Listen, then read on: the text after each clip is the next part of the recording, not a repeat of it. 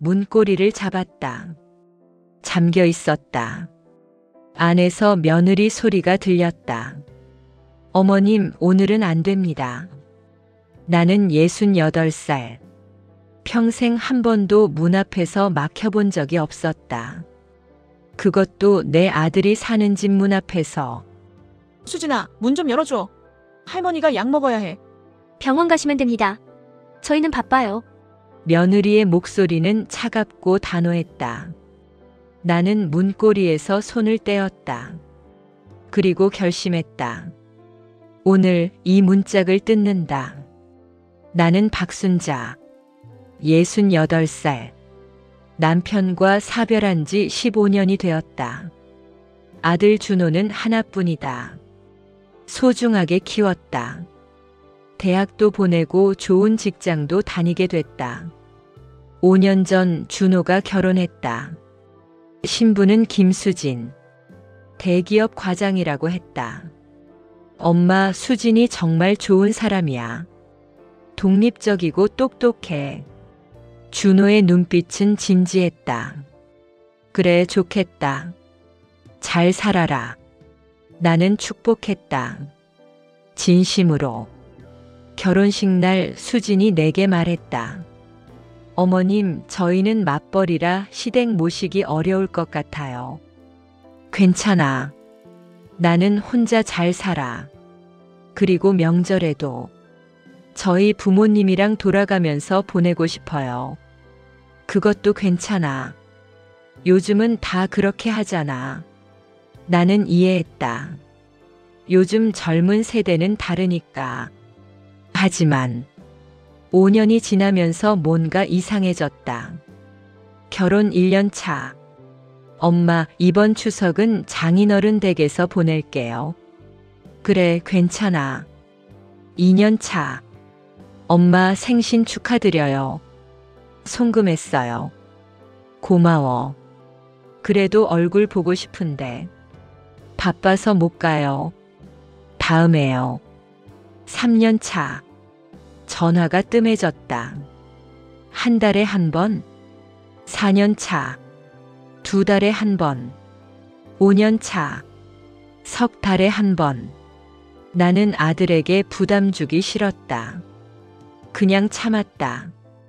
그러던 어느 날, 시골에 계시던 시어머니가 쓰러지셨다. 어머니. 나는 급히 시골로 달려갔다. 병원에서 의사가 말했다. 뇌졸중입니다. 반신마비가 왔어요. 회복 가능한가요? 어렵습니다. 평생 누군가의 도움이 필요할 겁니다. 나는 고민하지 않았다. 어머니를 모셔오기로 했다. 하지만 문제가 있었다. 나는 작은 아파트에 혼자 살고 있었다. 방은 하나뿐. 어머니를 모시려면 방 하나가 더 필요했다. 나는 준호에게 전화했다. 준호야, 할머니가 쓰러지셨어. 네. 심하세요? 반신마비야. 평생 누가 돌봐야 해. 그럼 어떻게 하실 거예요? 엄마가 모시려고. 그런데 나는 조심스럽게 말했다. 우리 집에는 방이 하나밖에 없어서. 혹시 너희 집에서 할머니 모실 수 있을까? 엄마, 그건. 준호의 목소리가 난처해졌다. 우리도 방이 2개뿐이에요.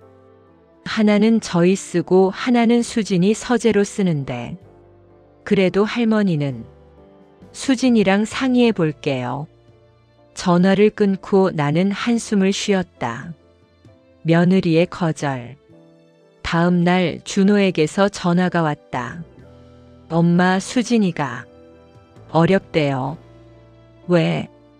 집이 좁고 수진이도 재택근무 많이 해서 서재가 꼭 필요하대요. 할머니는 어떻게 하니? 요양원 알아보시면 안 될까요? 요즘 시설 좋은 곳 많잖아요. 나는 말을 잃었다. 준호야. 엄마, 미안해요. 수진이가 정말 싫어해요. 너는?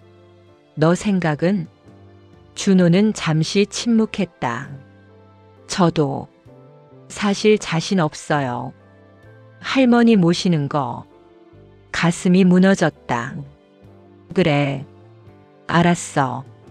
전화를 끊고 나는 한참을 울었다. 나는 결국 혼자서 어머니를 모셨다. 내 방을 어머니께 드리고 나는 거실에서 잤다. 매일 아침 6시에 일어나 어머니 식사를 준비했다. 침대에서 휠체어로 옮기고 씻기고 먹이고, 낮에는 재활 운동을 도왔다. 밤에는 기저귀를 갈아드렸다. 60대 후반에 내 몸도 녹초가 됐다. 허리는 아프고 무릎은 시렸다. 하지만 참았다. 이게 내 도리지. 6개월이 지났다.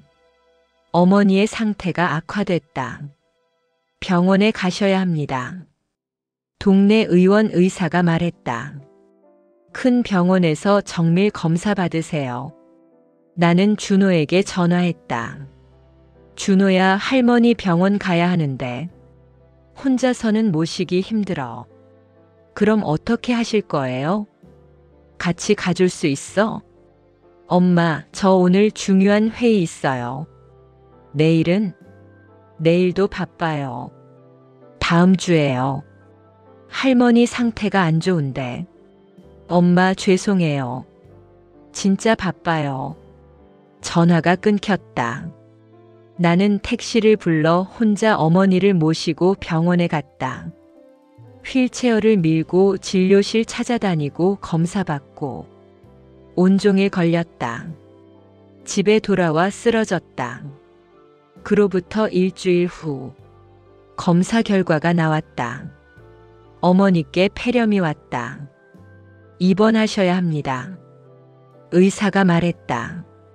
보호자가 24시간 있어야 하고요. 나는 준호에게 또 전화했다. 준호야, 할머니 입원하셔야 해. 보호자 필요한데. 엄마가 계시면 되잖아요. 24시간이야.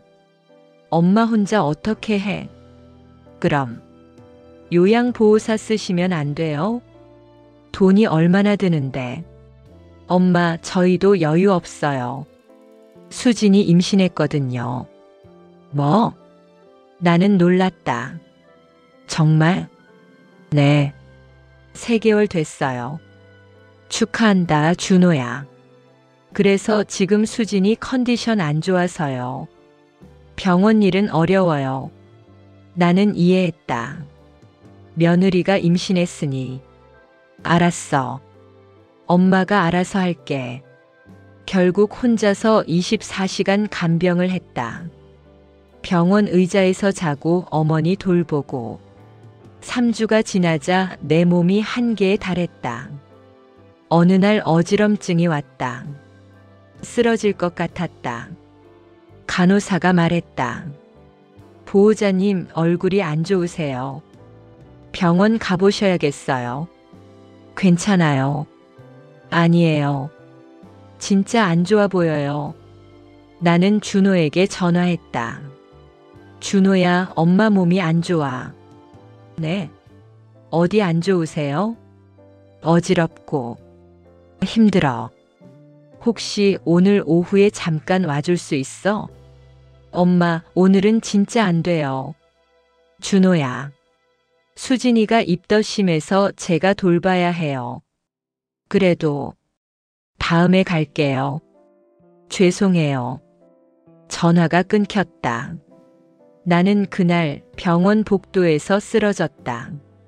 눈을 뜨니 응급실이었다. 정신 차리셨어요?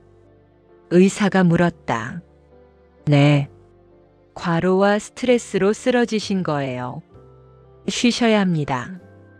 어머니는? 같이 오신 분? 병실에 계세요. 다행이다. 보호자님, 이러시다 큰일 나요. 도와줄 사람 없으세요? 있긴 한데.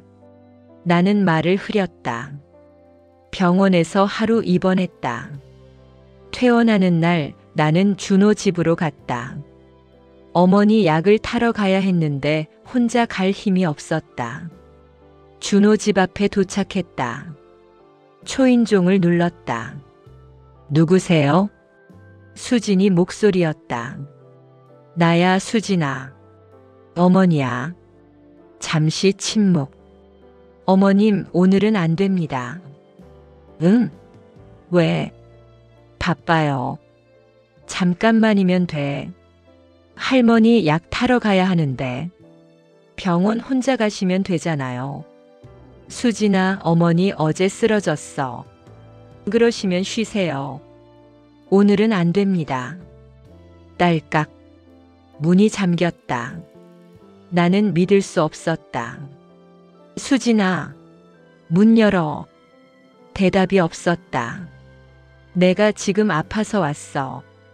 좀 도와줘. 어머님, 저희도 힘들어요. 알아서 하세요. 그 순간 나는 결심했다. 이 문짝 오늘 뜯는다. 나는 관리사무소로 갔다. 어떻게 오셨습니까? 경비 아저씨가 물었다. 저기, 우리 아들 집 문이 고장났어요. 열쇠로도 안 열려요. 그럼 제가 가서 봐드릴까요? 네, 부탁합니다. 경비 아저씨와 함께 갔다. 초인종을 눌렀다. 누구세요? 관리사무소입니다. 문 점검하러 왔습니다. 저희 문 멀쩡한데요? 어머님께서 고장났다고 하셔서요. 잠시 침묵. 그리고 문이 열렸다. 수진이 얼굴이 굳어 있었다. 어머님, 이게 무슨... 고마워요, 아저씨. 이제 괜찮아요. 나는 경비 아저씨를 돌려보내고 안으로 들어갔다. 수진이 길을 막았다. 어머님, 왜 이러세요? 왜긴 왜야. 내 아들 집인데 왜 못 들어가? 저희도 사생활이 있어요. 사생활? 난 어머니야. 내 목소리가 커졌다. 며느리가 시어머니한테 문 잠그는 게 말이 돼. 어머님이 너무 자주 오시잖아요. 자주. 한 달에 한 번 오는 게 자주야. 수진이 입술을 깨물었다. 그리고 매번 오시면 이것저것 간섭하시고. 간섭? 내가 언제? 청소는 이렇게 해라, 음식은 저렇게 해라. 맨날 그러시잖아요. 그건 나는 말을 멈췄다. 사실이었다. 나는 며느리 살림이 걱정돼서 이것저것 말했었다. 그리고 어머님, 할머니 문제도요. 할머니가 어때서? 저희한테 왜 맡기려고 하세요? 어머님, 어머니잖아요. 그래도 준호 할머니잖아. 그래도 저희는 못 모셔요. 공간도 없고 저는 임신했고. 수진이 배를 감쌌다. 그리고 솔직히 할머니 모시는 건 어머님 도리잖아요. 그 말에 나는 힘이 빠졌다. 도리? 네.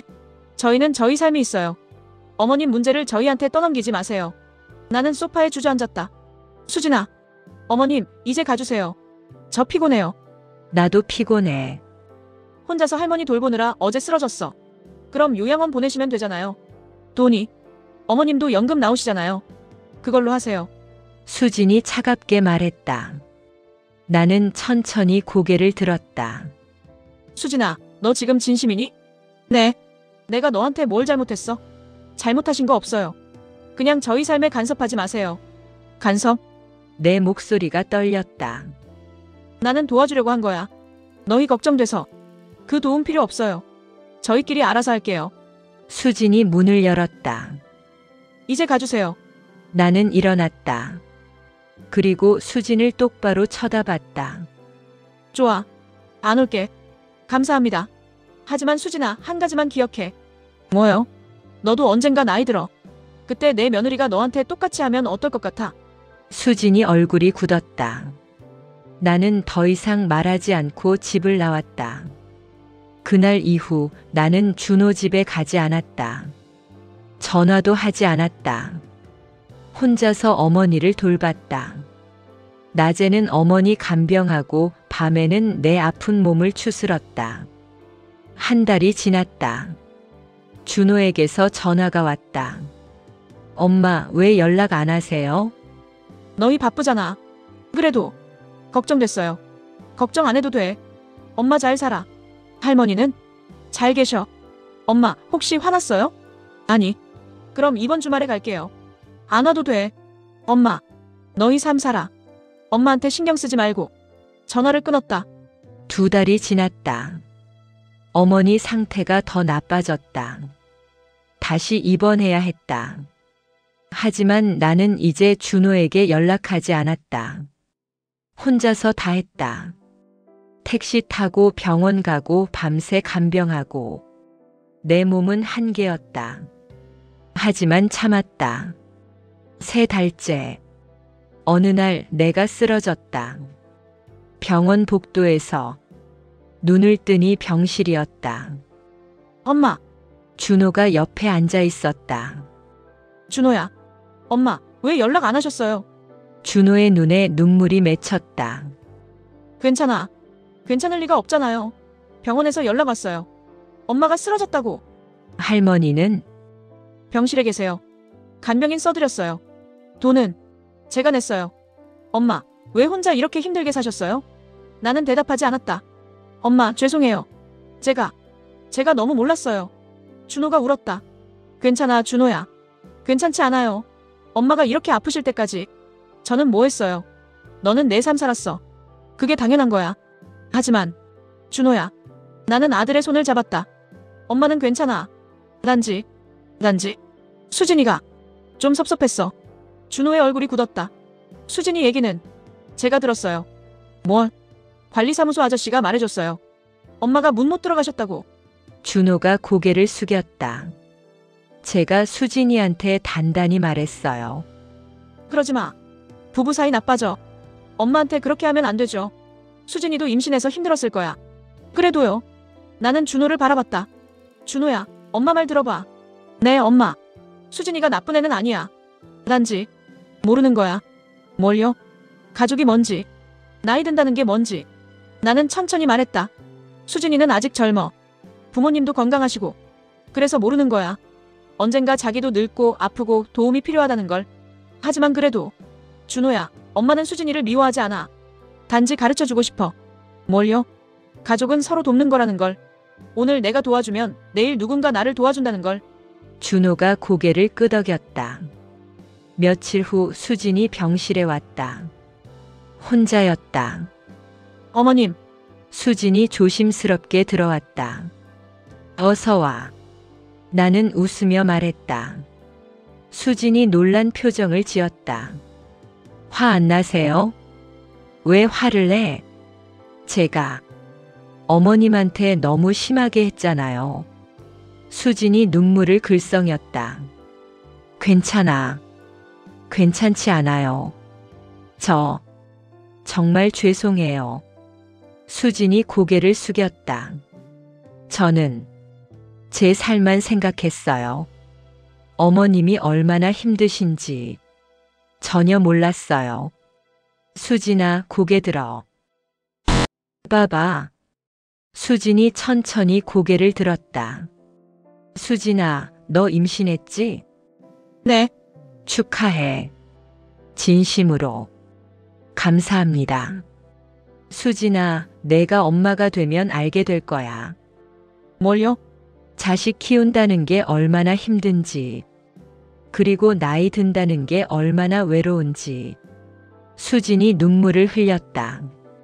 어머님, 죄송해요. 괜찮아. 너도 몰랐으니까. 나는 수진의 손을 잡았다. 수진아, 엄마는 너를 미워하지 않아. 단지 우리 가족이 됐으면 좋겠어. 진짜 가족. 응. 서로 도와주고 이해해주고 함께 사는 가족. 수진이 울었다. 어머님, 제가 도와드릴게요. 할머니도 제가 모실게요. 수진아, 제가 잘못 생각했어요. 가족인데 외면하면 안 되는 거였는데. 나는 수진을 안았다. 고마워, 수진아. 그 후로 모든 게 달라졌다. 수진이는 일주일에 2번씩 찾아왔다. 할머니를 돌보고 나를 챙겼다. 어머님, 오늘은 제가 할머니 간병할게요. 어머님은 쉬세요. 수진아, 배 부른데 괜찮아? 괜찮아요. 제가 할 수 있어요. 수진이는 정말 열심히 했다. 할머니 식사도 챙기고 재활 운동도 도왔다. 수진아, 고마워. 어머님, 제가 더 감사하죠. 어머님이 저를 용서해 주셔서. 용서할 것도 없어. 한 달이 지나자 준호도 변했다. 주말마다 와서 할머니를 돌봤다. 엄마, 제가 할머니 목욕시켜 드릴게요. 고마워, 준호야. 제가 해야죠. 할머니인데. 가족이 함께 움직이니 훨씬 수월했다.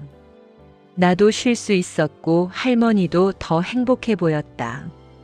6개월 후, 수진이가 아들을 낳았다. 어머님, 손주 태어났어요.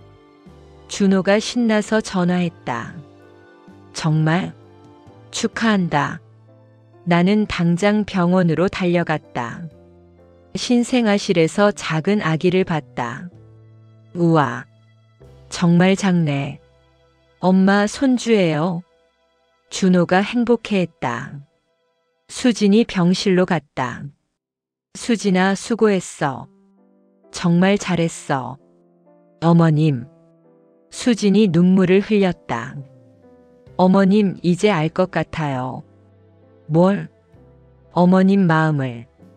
수진이 아기를 안았다. 이 아이를 키우면서 제가 어머님한테 얼마나 못났는지 깨닫게 될 것 같아요. 아니야, 수진아. 어머님은 준호 오빠를 혼자 키우셨잖아요. 그게 얼마나 힘들었을지. 그건 당연한 거야. 엄마니까. 저도 이제 엄마가 됐어요. 이 아이한테 좋은 엄마가 될게요. 그리고 어머님한테도 좋은 며느리가 될게요. 나는 수진을 안았다. 고마워, 수진아. 정말 고마워. 1년 후, 손주는 이제 돌이 되었다. 건강하고 예쁘게 자랐다. 그렇게 사랑은 대대로 이어졌다. 문 잠그는 며느리를 이해하는 시어머니. 그리고 그 사랑을 배워 다음 세대에게 물려주는 며느리. 가족의 진정한 의미였다. 수진이가 75세가 되던 해, 손자 며느리가 첫 아이를 낳고 힘들어했다. 할머니, 저 못하겠어요. 너무 힘들어요. 새벽 3시 며느리에게서 전화가 왔다. 괜찮아. 할머니가 지금 갈게. 수진이는 당장 달려갔다. 며느리는 울고 있었다. 아기도 울고 있었다. 할머니, 내가 왔어. 이제 괜찮아. 수진이는 아기를 안았다. 그리고 재웠다. 며느리는 소파에 쓰러져 잠들었다. 수진이는 그 모습을 보며 생각했다. 30년 전 내가 저랬지. 아기 키우느라 지쳐서 시어머니한테 문 잠갔던 날. 그때 어머님은 얼마나 슬프셨을까.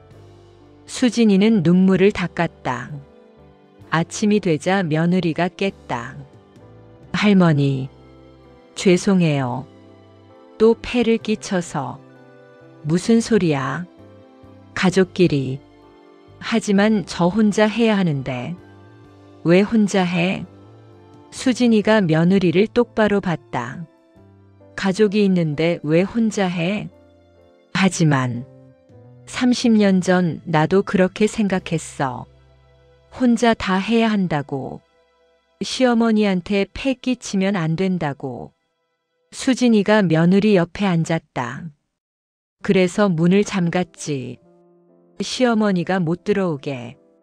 네? 응. 어머님이 할머니 병원 모시고 가실 때도 혼자 힘들어 하실 때도 난 문을 잠그고 안 도와드렸어. 수진이의 목소리가 떨렸다. 그때 난 어머님이 귀찮았어. 내 삶에 간섭하는 것 같아서. 며느리는 조용히 들었다. 하지만 나중에 알았어. 어머님은 간섭이 아니라 사랑이었다는 걸. 할머니, 그래서 너한테는 그러지 않으려고. 내가 힘들 때 옆에 있어주려고. 수진이가 며느리의 손을 잡았다. 우리 함께 하자. 혼자 하지 말고. 며느리가 울었다. 할머니 감사합니다. 정말 감사합니다. 준호의 병. 수진이가 78세 되던 해. 준호가 암 진단을 받았다. 여보, 나 췌장암이래. 준호의 목소리가 떨렸다. 뭐? 수진이는 충격을 받았다. 3기래. 수술해야 한대. 당장 큰 병원 가자. 수진이는 준호를 서울 대병원으로 데려갔다. 정밀 검사 결과 수술이 가능했다. 하지만 쉽지 않은 수술이었다. 성공률이 50%입니다. 의사가 말했다. 하지만 안 하면 6개월입니다. 수진이는 준호의 손을 꽉 잡았다. 여보, 수술하자. 응. 수술날. 온 가족이 모였다. 손주, 손자, 며느리, 그리고 증손주까지. 할아버지 힘내세요. 증손주가 말했다. 응, 할아버지 힘낼게. 준호가 웃었다. 수술실로 들어갔다. 8시간이 걸렸다. 수진이는 그 시간 내내 복도에 앉아 있었다. 여보, 제발. 제발 살아줘. 수술이 끝났다. 성공했습니다. 의사가 말했다. 정말요? 네. 종양 제거 잘 됐습니다. 수진이는 그 자리에서 주저앉아 울었다. 감사합니다. 감사합니다. 준호는 천천히 회복했다. 수진이는 매일 병원에서 간병했다. 여보, 집에 가서 쉬어. 나 혼자 괜찮아. 안 돼. 내가 옆에 있어야 해. 하지만 여보도 나이가. 나는 괜찮아. 수진이는 매일 준호를 돌봤다. 식사를 챙기고 약을 먹이고 재활 운동을 도왔다. 3개월이 지나자 준호는 많이 좋아졌다. 여보, 고마워. 당신 덕분에 살았어. 무슨 소리야? 당연한 거지. 여보. 준호가 수진이의 손을 잡았다. 나 진짜 행복해. 당신이랑 결혼해서. 나도. 처음에는 여보가 우리 엄마한테 그렇게 차갑게 대해서 걱정했었어. 미안해. 아니야. 오히려 고마워. 그 일이 있어서 우리가 더 가까워진 것 같아. 준호가 웃었다. 엄마가 그러셨어. 문 잠근 일은 축복이었다고. 정말? 응. 그 일로 너를 이해하게 됐고 진짜 가족이 됐으니까. 수진이는 눈물을 흘렸다. 어머님, 정말 대단하신 분이셨어. 마지막 가르침. 준호가 회복한 후 1년이 지났다. 어느 날 손자 며느리가 찾아왔다. 할머니, 상담 좀 해주세요. 무슨 일이야? 제 친구가 시어머니랑 사이가 안 좋대요. 그래? 시어머니가 너무 간섭하신대요. 매일 와서 이래라 저래라 하시고. 며느리가 답답한 표정을 지었다. 그래서 제 친구가 시어머니한테 차갑게 대했대요. 오지 말라고까지 했고요. 수진이는 고개를 끄덕였다. 할머니는 어떻게 생각하세요? 수진이는 잠시 생각했다. 내 친구 마음도 이해가 가. 간섭받는 게 싫을 수 있으니까. 맞죠? 하지만 수진이가 며느리를 봤다. 시어머니도 이해해야 해. 왜요? 시어머니는 간섭이 아니라 걱정하는 거야. 며느리가 잘 살았으면 하는 마음에서. 하지만 너무 심하면. 그럼 대화해야지. 차갑게 대하는 게 아니라. 수진이가 며느리의 손을 잡았다. 나도 옛날에 시어머니한테 문 잠갔어. 그게 얼마나 큰 실수였는지 평생 후회하고 있어. 할머니, 내 친구한테 전해줘. 시어머니와 대화하라고. 솔직하게 말하라고. 말해도 안 들으시면요? 그래도 해야 해. 차갑게 대하면 관계는 끝이야. 하지만 대화하면 이해할 수 있어. 며느리가 고개를 끄덕였다. 알겠습니다, 할머니. 전달할게요. 증손주의 결혼. 수진이가 82세 되던 해, 증손주가 결혼했다. 결혼식에서 수진이는 증손주를 불렀다. 지훈아, 내 증조 할머니, 행복하게 살아라. 네. 그리고 한 가지만 기억해. 뭐요? 가족을 소중히 해라. 특히 장인어른 장모님. 지훈이 고개를 끄덕였다. 그분들도 내 부모처럼 섬겨라. 알겠니? 내 증조 할머니. 그리고 지훈아. 네. 혹시 장모님이 간섭하신다 싶으면. 수진이가 웃었다. 화내지 말고 이해해라. 그게 사랑이니까. 네, 명심할게요. 결혼식이 끝나고 수진이는 남편 준호와 함께 집으로 돌아왔다. 여보, 우리 증손주까지 결혼했네. 그러게. 시간 참 빠르다. 여보. 응?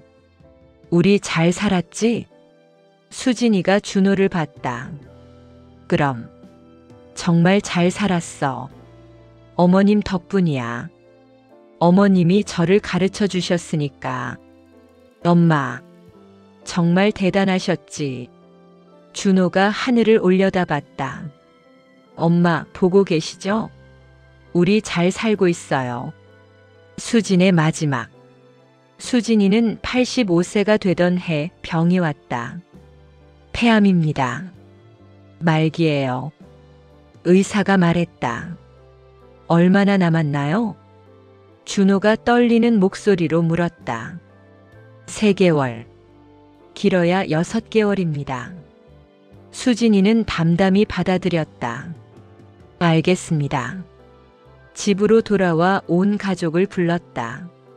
엄마. 준호가 울었다. 괜찮아. 엄마 충분히 살았어. 하지만 준호야, 엄마 한 가지 부탁 들어줄래?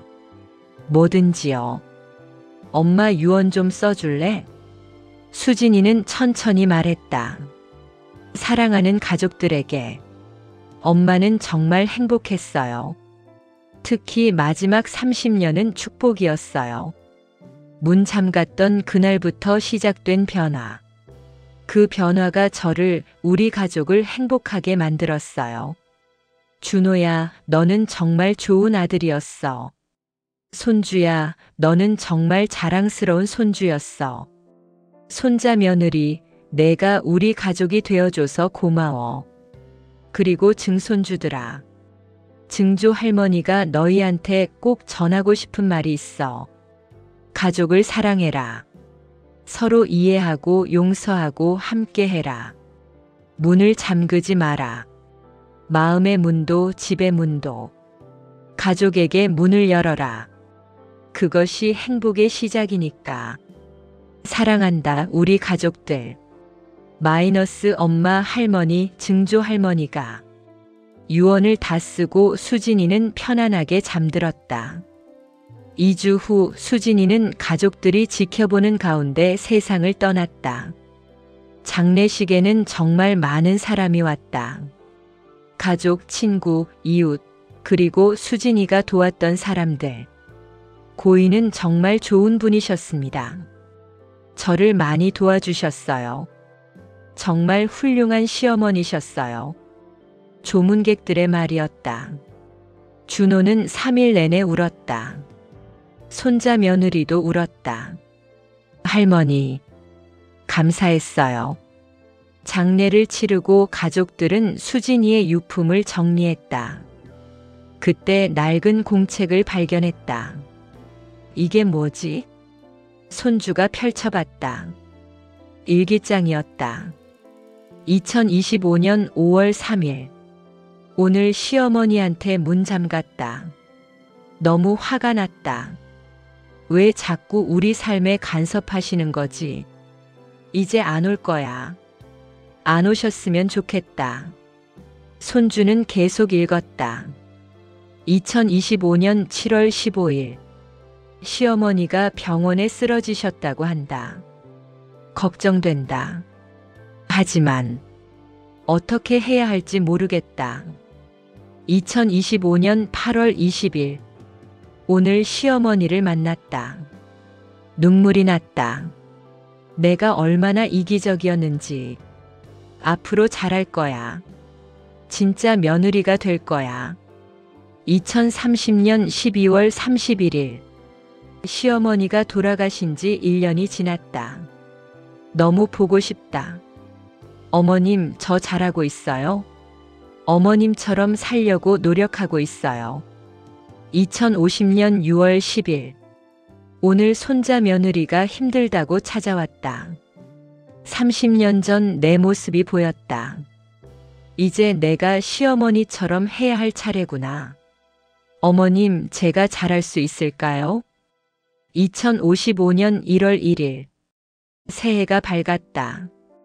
나는 85살이 되었다. 이제 얼마 안 남은 것 같다. 하지만 후회 없다. 어머님이 가르쳐 주신 대로 살았으니까. 가족을 사랑하며 살았으니까. 어머님, 곧 뵐 수 있겠죠? 하늘에서 만나면 꼭 말씀드릴게요. 어머님, 감사했습니다. 사랑했습니다라고.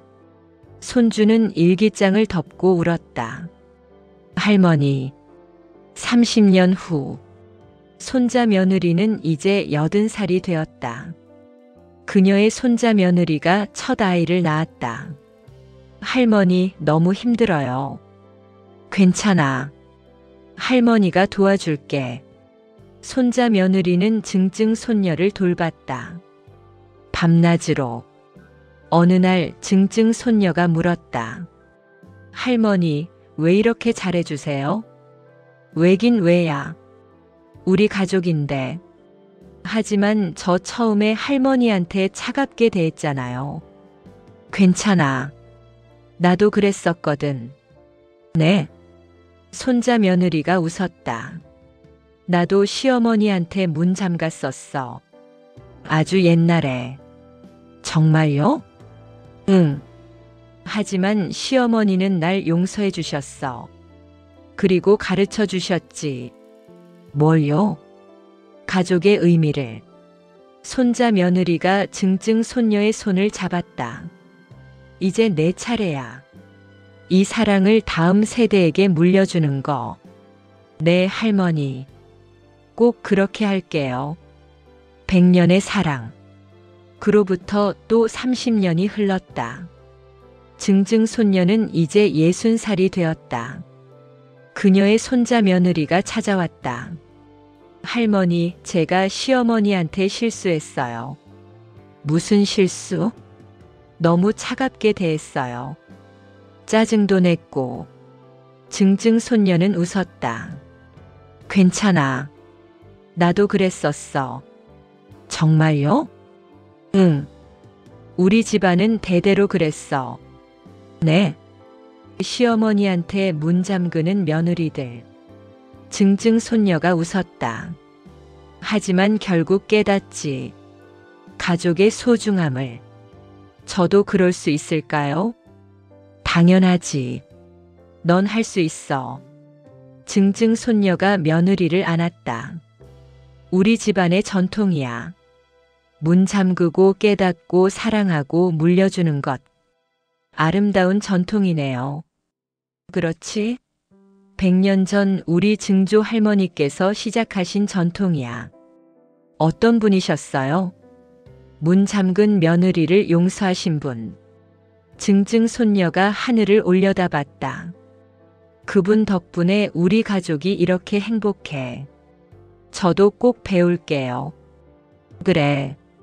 그리고 내 며느리한테도 가르쳐 줘. 네. 그렇게 사랑은 100년을 이어졌다. 문 잠그는 며느리를 이해하는 시어머니.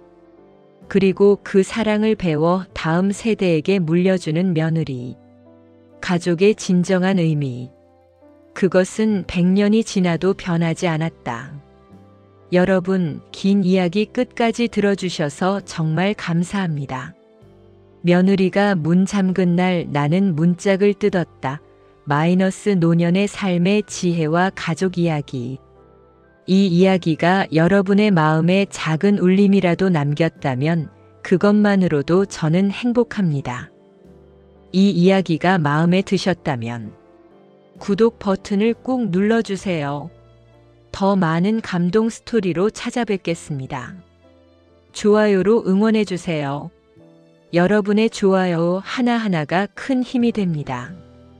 댓글로 여러분의 생각을 나눠주세요. 이 이야기에서 가장 감동받은 장면은 여러분의 가족 이야기가 있나요? 시어머니와 며느리 관계에 대한 여러분의 생각은? 이 이야기에서 배운 교훈이 있나요? 알림 설정까지 해주시면 새로운 이야기를 가장 먼저 만나보실 수 있습니다. 이 이야기를 통해 전하고 싶었던 메시지. 가족은 완벽하지 않습니다. 시어머니와 며느리 사이도 처음부터 좋을 수 없습니다. 하지만 서로 이해하고 용서하고 사랑하면 진짜 가족이 될 수 있습니다.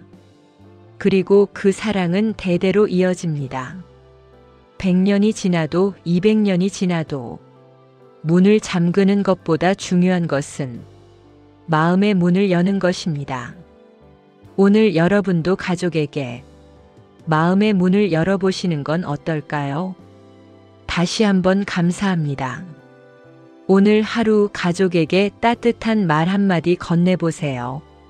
사랑해요. 고마워요. 미안해요. 당신이 있어서 행복해요. 그 한마디가 가족을 변화시킬 수 있습니다.